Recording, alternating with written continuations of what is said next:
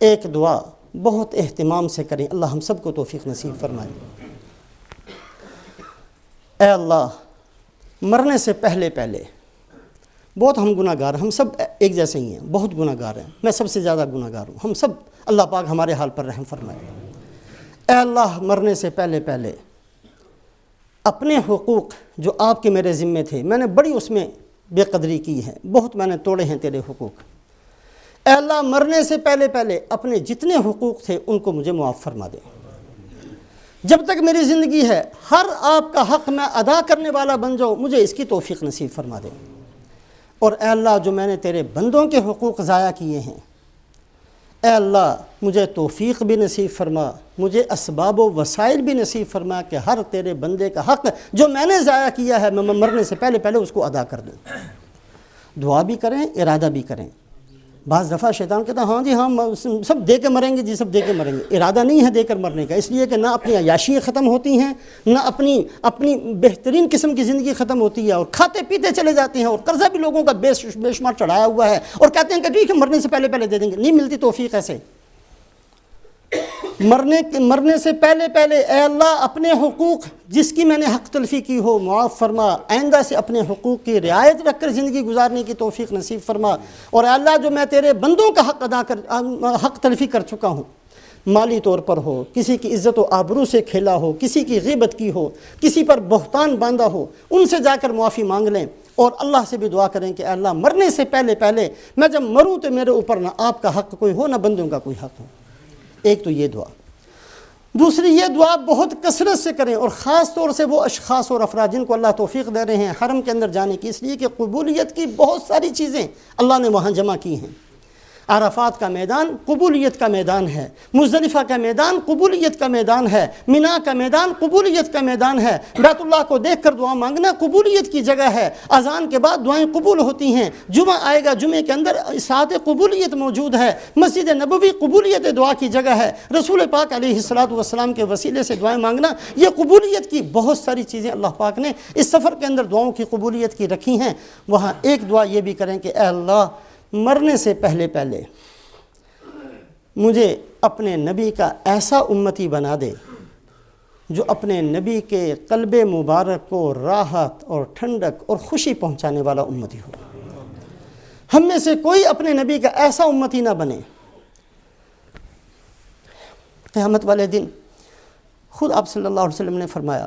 بہت سے بندے میرے سامنے آئیں گے، میں کہوں گا کہ میرے امتی ہیں، آنے دو۔ فرشتے دھکا دے کر مجھ سے دور کر رہے ہوں گے، فرشتے دھکا دے کر دور کر رہے ہوں گے، اور میں فرشتوں سے کہوں گا کہ یہ ہؤلاء امتی، میرے امتی ہیں، آنے دو میرے پاس۔ فرشتے کہیں گے یا رسول اللہ انک لا تدری ما احدثوا بعدک، اے اللہ کے نبی انہوں نے جو کچھ کیا ہے آپ کو نہیں پتا، ستیہ ناش کیا ہے آپ کے دین کا، انہوں نے یہ آپ کی سنتوں کے ساتھ کھیلتے رہے ہیں،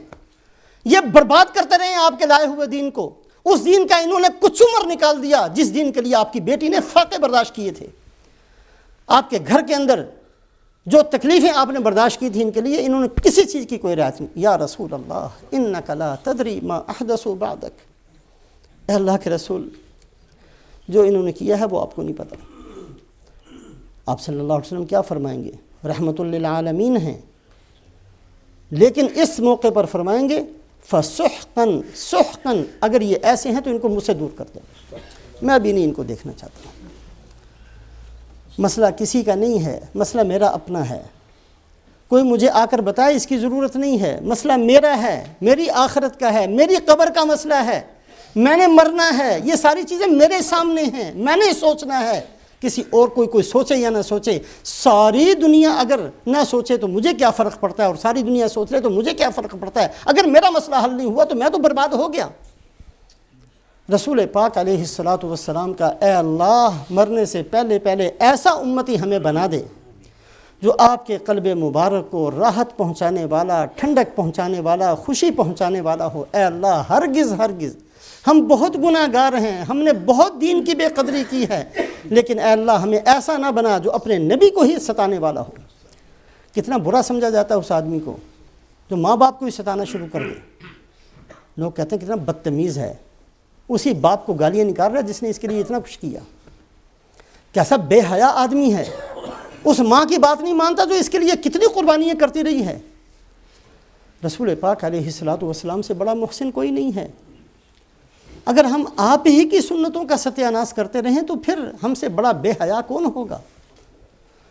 اللہ پاک جن اشخاص اور افراد کو مدینہ منورہ میں جانے کی، زیارت کی، قیام کی جتنی بھی اللہ توفیق نصیب فرمائے، وہاں جا کر ندامت کے ساتھ کہ یا رسول اللہ صلی اللہ علیہ وسلم بڑا ہم نے آپ کے دین کو بگاڑا ہے، کوئی شک نہیں، جو کر چکے اللہ یا رسول اللہ معاف فرما دیں، اور آئندہ سے آپ کی بھی سفارش مانگتے ہیں کہ اللہ سے سفارش فرما دیں کہ اللہ ہمیں آپ کا ایسا امتی بنا دے جو آپ کے قلب مبارک کو راحت پہنچانے والے، ٹھنڈک پہنچانے والے، خوشی پہنچانے والے، آپ کے دین کو سر بلند کرنے والے، آپ کی سنتوں کو زندہ کرنے والے، آپ کے دین کو پھیلانے والے، آپ کی امت کے اوپر خیر خواہی کے ساتھ پیش آنے والے، آپ کی امت کی گناہوں کے اوپر پردے ڈالنے والے، آپ جن صفات کو لے کر آئے تھے ان صفات کو اختیار کرنے والے اللہ ہمیں بنا دے. ان دعاؤں کے ساتھ اللہ پاک ہم سب کو حج کا سفر نصیب فرمائے، اور جو کچھ بھی اللہ پاک جن کو بھی حج کی توفیق نصیب فرما رہے ہیں، یہ بڑے غنیمت کے وقت ہیں، ان کو ضائع نہ فرمائے. اللہ ہم سب کو توفیق نصیب